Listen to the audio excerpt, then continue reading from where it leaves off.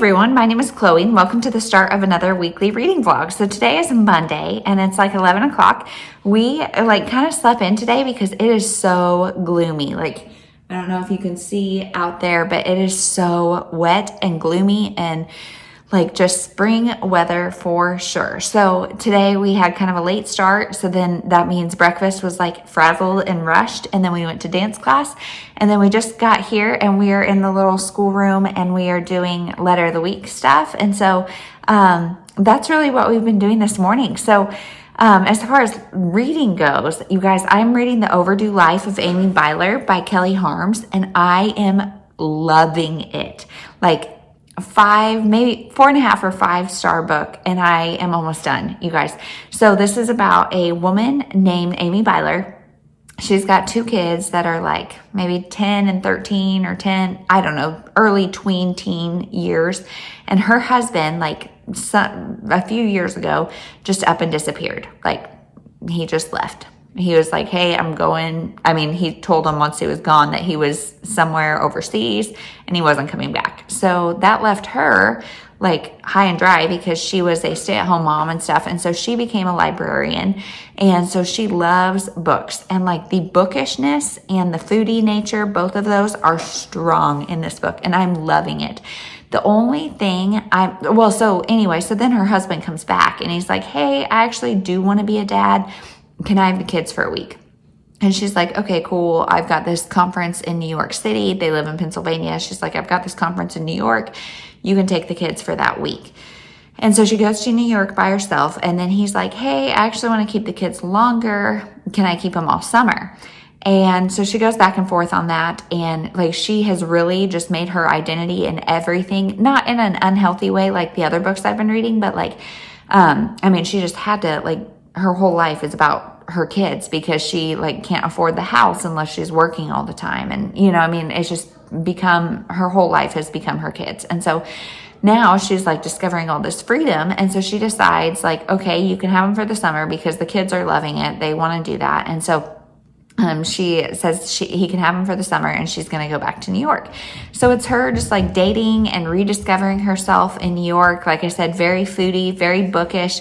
She meets another guy librarian and it's kind of their romance and it's just so fun. And so I'm really, really, really, really liking that. The only reason I would say 4.5 instead of 5 is because Amy is definitely an Enneagram type 9 to the point that it's annoying.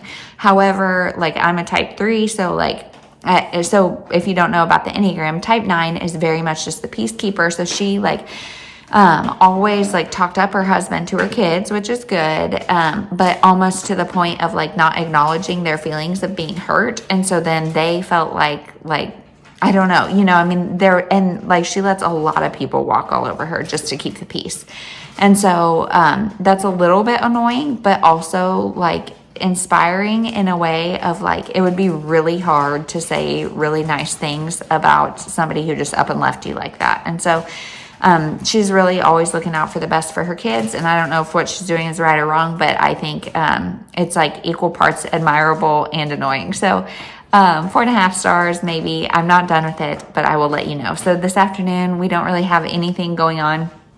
And it's cold and windy and rainy. So, that's really everything. I will update later, but it'll probably be tomorrow because I don't think anything fun's going to happen. So we'll see.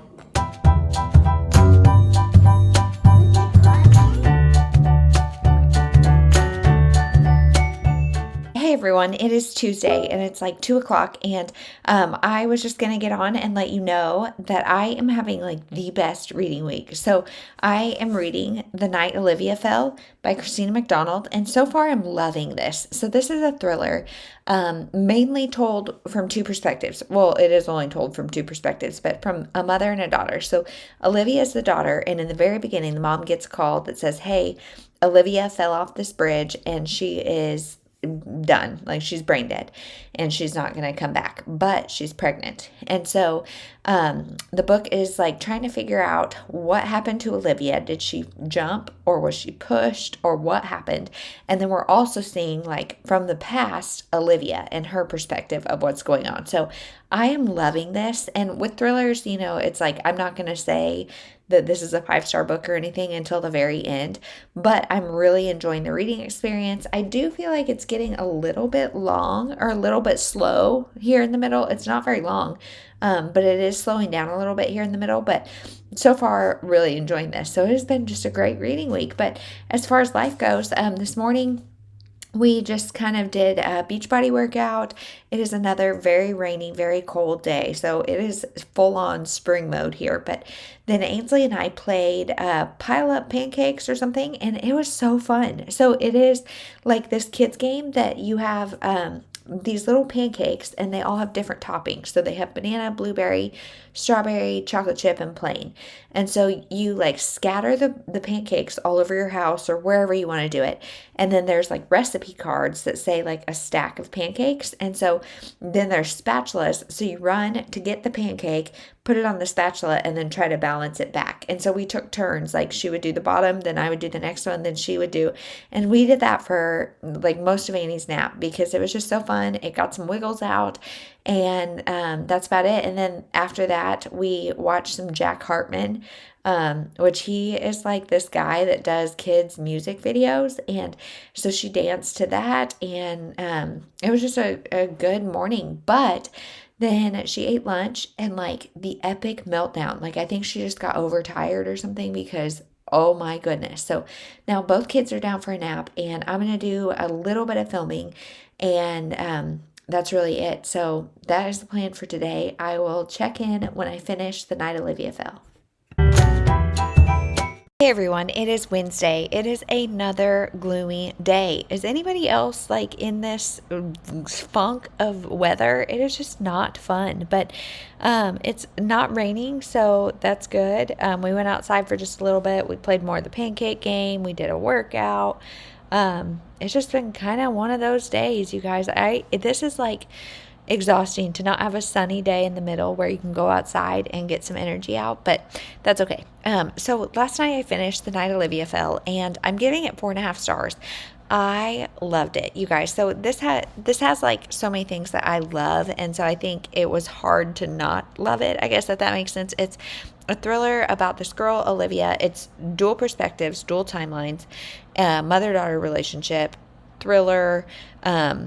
Like it was just it ticked a lot of boxes for me. So this one, I don't remember what all I said yesterday, but it's about Olivia and Abby. Abby is the mom, and Abby gets the call that nobody wants, that is, hey, your daughter's in the hospital. She fell off this bridge. She is brain dead, but she's pregnant. So they're calling it an accident and saying she fell, not was pushed, not anything like that. And they're just not really looking into it. So the whole book, I'm like, is our narrator reliable, or like why are people not looking into this? Which we figured it out, or like we found out at the end. And I would say that part is a little bit underdeveloped. The amount of teen angst was also a little bit inconsistent throughout. Like Olivia was really sweet and mature a lot of times, but really angsty at other times and really teeny. And so it was hard to get like a gauge on her personality, I guess, especially in regards to her mother. However, I thought it wasn't that unrealistic. Like I could relate to that a lot. Like in general, I was a pretty sweet, good teenage kid, but there were definitely days where my mom was the most annoying person in the world. So, I didn't think that was like a deal breaker for me. The twist was not that big of a twist, but still like 4.5 stars. I really like the ride, but you guys, the ending is, so the book is all Abby trying to like prove that her daughter did not fall, like that she was pushed or something happened. And like I said, she doesn't have a lot of police support, and she herself was raised by her sister because her mother committed suicide. So she has extreme dedication to her daughter, almost like she's like helicoptery, but she's really trying to find the balance. And like, again, I could relate to her because I like my natural tendency, I think, is going to be to helicopter the heck out of my girls, but like trying to let them have their time and stuff. And her reason for being that way makes sense. Like it makes sense that she's that way. So yeah, the ending, you guys, like had me questioning if I can read emotional books, because I finished it late last night, like right before bed, and I was so sad. Like, I don't really cry in books, but this one definitely gave me like a huge lump in my throat. Like, I am about to lose my mind in grief. Which is interesting because I feel like the way, like, she was able, first of all, I think this is a debut, you guys, which is crazy to me, but the way she was able to evoke that emotion, and especially it was something that you knew was going to happen, like from the beginning, you know it's going to happen, and yet when it happens, it was heartbreaking. I mean, it was heartbreaking. Like, and so now I'm hoping to like not have anything emotional for a while, because that like hurt. So definitely check it out. I'm gonna check out and see if she has written anything else. I feel like this is a relatively new book, like in the past couple years, so maybe she hasn't, but we'll see. So then on the complete opposite side of the spectrum, I picked up Yes and I Love You by Loren. And this one I had no plans of picking up. However, I was on NetGalley yesterday and I requested it, and I got it like right away, and it's on audio, and it came out early March, and it archives April 7th. So I have like 2 weeks to listen to it. So I was like, all right, I guess that's going to be a priority. And it's very light, breezy, not going to make me cry. So this book is about a guy and a girl. It's like a workplace romance, because she is, I forget what it's, Miss Poppy or something. She goes and reviews like music and movies and that entertainment kind of things, but it's all done anonymously. And she works in this like co-op building or whatever, where there's a, like, you can rent offices and things. And she's very antisocial because she has Tourette's. And so she has suffered from like facial tics and things for her whole life, and she has been made fun of for that. And so her desire for social interaction is like none, and she is very anxious about social interaction. And I really liked seeing like the Tourette's representation there. I don't personally know anyone with it, so I don't know a whole lot about it, but she also, I don't know if it's a roommate or just a friend. I think it's just a friend that she has that also has Tourette's, and he's got like the verbal outbursts. And so they talk about that a fair amount. And I really like that representation, because I don't see that very often in media, unless it's like the overdone, like over exaggerated, not accurate, very harmful exaggeration of Tourette's, you know. So I feel like I'm really excited to see more about this and her exploration of that. But anyway, so she works in this co-op building, and there's a new barista who is a guy, and he does like improv one night a week, and he's a barista. His life is kind of falling apart for him. He's like 25 and just not where he thought he would be. And so it's a love, or like the relationship between the two of them. But of course, when she is so like socially closed off, he's like takes it personally, like, hey, this girl is not for me. So their meet cute was really awkward. But they're coming to terms. So they are just both kind of working through their stuff. He has got some sort of, it's not on page yet, so I don't want to say, but some sort of mental health issue, I think, too, potentially. I don't really know, but yeah, she's a very anxious individual, and I think he is too. So I really like the disability rep in this, and kind of just the differently abled rep. But we'll see. I have not heard a single word about this, and Loren is a pretty well-known author, so I'm excited to see what I think. It's kind of a long audiobook, so hopefully I'll get that done today, but kind of not likely. So that is everything. We have a couple house videos to watch, because our agent walked through one this morning, so gonna do that. And then I'm filming a TGI Friend Day, and I'm so excited about it. And so that is really everything for today. So I will check in later.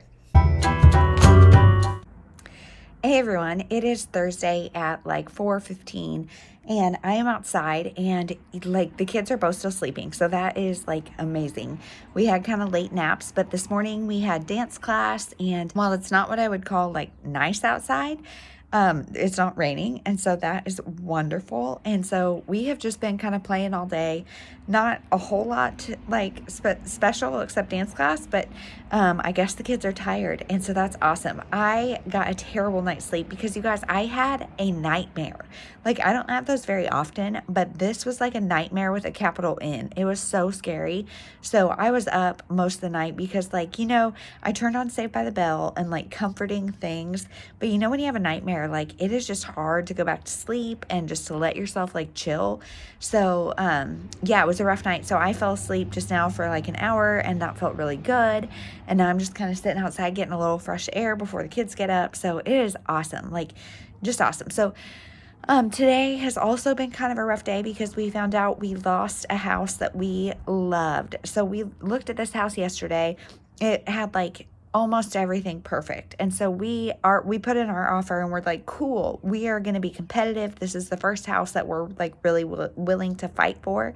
So we went in at 15,000 over asking, and got blown out of the water. I don't know what, I mean, we can't see what it's going to sell for until it's like closed and done, but they had offers at like 35,000 over, and we just can't swing that. So, yeah, big bummer. However, there's like a situation where our realtor can see some stuff that isn't quite listed, and we think we found one that is also really great. So we're hopeful that, like, it's just a long game, you guys. We have been looking for almost 4 months, and we have lost like 3 houses just because of bidding wars. And so hopefully this one will be the one. I don't really know. We'll see. So that's really everything that's been going on life-wise. As far as reading goes, I finished Yes and I Love You by Roni Loren, and I am giving it 3 stars. So I don't know really what to say about this book. Like, I enjoyed the reading process for the most part. I enjoyed the premise, but there's some really wrong things. So the premise is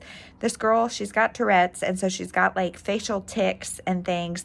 She also has like debilitating anxiety.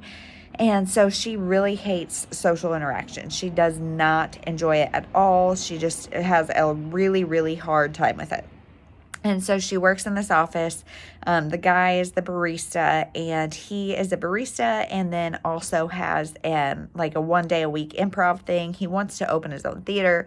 Like, improv and social anxiety are complete opposites. And so they agree to do like a fake dating situation to help each other out and really to help her come out of her shell, because she writes as Miss Poppy, who is a reviewer of like all things entertainment. So she does movies and music and that kind of stuff. And she goes to these shows and things, but she does so anonymously, and she writes as Miss Poppy anonymously.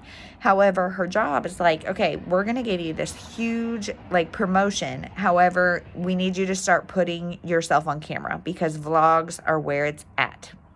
So, vlogs are where it's at. You got to get on camera. She's like, holy moly, no, because she hates social interaction. She doesn't want to like put herself out there because she's sure people are going to make fun of her tics and that kind of stuff. So I had really high hopes knowing that premise, and the romance was cute enough. I feel like all of the characters were pretty well developed. Our main character was good. The love interest was good. She's got a best friend who also has Tourette's, and he was well developed.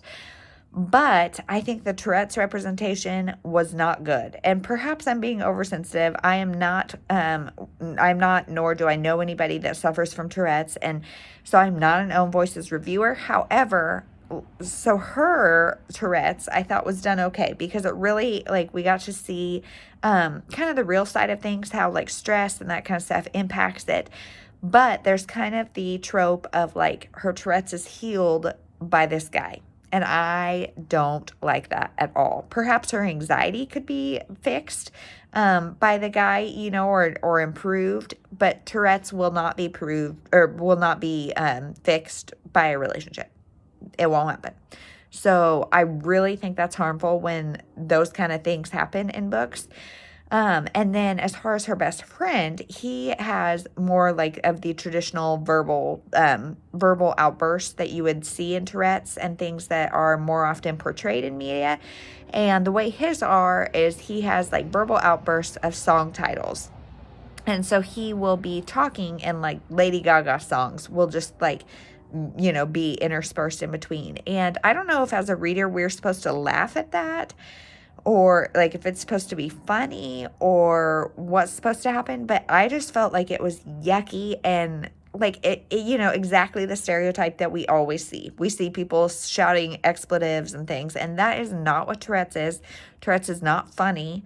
And so if the author's trying to make us laugh about it, to me, I don't think the brevity and the like joking nature is appropriate. But like I said, I'm not a Known Voices reviewer, so take that with a grain of salt.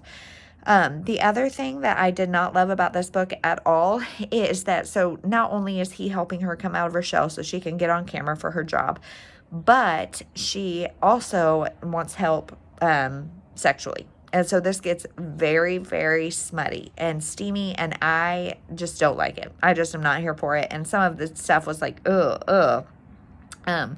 So I'm not here for that, but I know some people are, and no shade there. I just don't, it's not for me. So those things really, really bothered me. There's also like a couple different love triangles. So if you really don't like love triangles, maybe steer clear of this. I don't know. So it's 3 stars because it had some great things. It had some terrible things. Overall, it was entertaining enough, but that's that. So I think next I'm going to pick up The Brightest Star in the Sky by Marian Keyes, because I was making my April TBR and went to put this on there. And then I was like, well, wait, that's an Irish author. The Irish Readathon is going on. I have been a terrible participant in the Irish Readathon. Let's throw that one in there. So I think I'm going to go ahead and pick that one up next. It is a big guy, you guys. It is big. So that will probably be what I read for a while. So I think I'm going to end this vlog here and do a weekend reading vlog of maybe just that. I don't really know. This weekend we don't have plans, but the sun is going to come out. And you guys, like I said, like after this many days of kind of gray yuckiness, I will be so darn grateful for the sun. And if we find a house this weekend, like I'm going to get that on video and it's going to be awesome. So that is everything. I will talk to you in the next vlog. Tomorrow's Friday. Woohoo! So that is everything. We'll talk to you then. Thank you for watching. Bye.